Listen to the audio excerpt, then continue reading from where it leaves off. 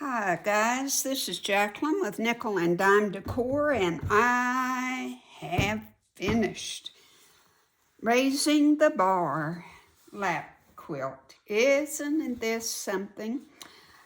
But this little jewel was just about the death of me. Sometimes there's just things that just don't work out. And I took out rows and rows and rows of quilting. And anyway, I've redone and redone so many times. And I've got it now where it's beautiful. I wanted to just show you the X's. Didn't they turn out pretty? The pattern had a button, and I just didn't like the idea of a button on there. They would come off, and I just thought the button was not the thing to do. So this is just a piece of the fabric in the quilt, and I made them all different.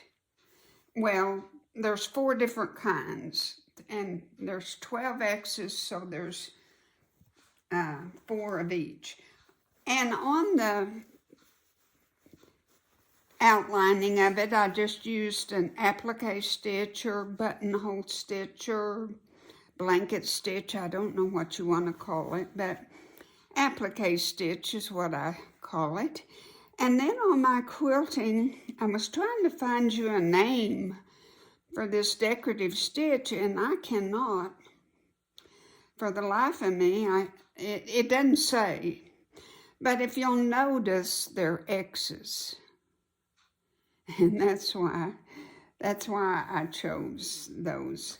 And it looks just as pretty on the back, the stitching with the X's. It just honestly turned out so much better than I thought it was going to a week ago. And on the borders, I just used 3 rows of quilting of the serpentine stitch. And that's all I guess I can tell you. Now the back is just a pink, just a pretty little pink. And I like the way the X's look on the back. That looks neat, doesn't it? So raising the bar, and remember it, the pattern just didn't look anything like this, did it? No, it didn't. That's what we try to say, is to make it your own and use a whole different color palette and make it your own. I hope some of you made it.